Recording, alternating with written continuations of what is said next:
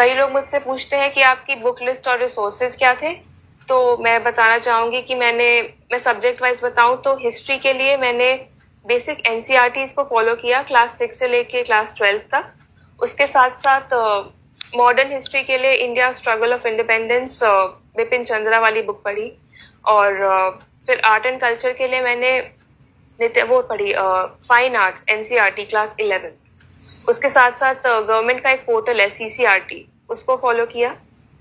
और national NIOS जो है उसके भी कुछ मटेरियल होते हैं आर्ट एंड कल्चर के, उसको फॉलो किया। कुछ लोग कहते हैं कि नितिन सिंघानिया एक बहुत मोटी सी बुक है, उसको फॉलो किए बिना सिलेक्शन नहीं हो सकता, बट मैंने वो बुक कभी खरीदी नहीं, कभी देखी भी नहीं। तो अपने रिसोर्सेस खुद चूज करें, लेकिन उस रिसोर्स पे स्टिक करें, उसी को रिवाइज करें। ये ना भटके कि वो मेरा दोस्त कुछ और पढ़ रहा है, वो तीसरा पर्सन कुछ और पढ़ रहा है। तो अपने रिसोर्सेज पे स्टिक करें, उसको रिवाइज करते रहे।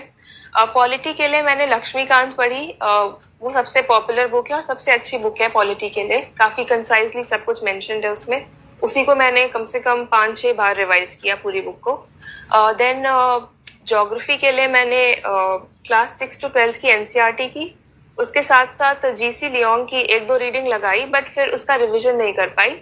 बट मुझे लगता है कि एनसीईआरटी सफिशिएंट है ज्योग्राफी के लिए। ज्योग्राफी से आजकल क्वेश्चंस भी कम आ रहे हैं। और एनवायरनमेंट के लिए मैंने क्लास 12th की एनसीईआरटी के लास्ट के 4 चैप्टर्स बायो के वो किए थे एनवायरनमेंट के लिए। और एनवायरनमेंट के लिए करंट अफेयर्स करना बहुत जरूरी है, तो करंट अफेयर्स को लिंक करके स्टैटिक पोर्शन को प्रिपेयर करना है एनवायरनमेंट में। सिमिलरली इकोनॉमिक्स के लिए मैंने माइक्रो इकोनॉमिक्स की एनसीईआरटी पढ़ी और उसके साथ साथ करंट अफेयर से लिंक करती गई। और जो भी क्वेश्चन पेपर सॉल्व करती थी उसमें जो फैक्ट्स और फिगर्स मिलते थे मुझे, या जो कॉन्सेप्ट्स नए मिलते थे, उसके मैं नोट्स बनाती थी, उसको रिवाइज करती थी।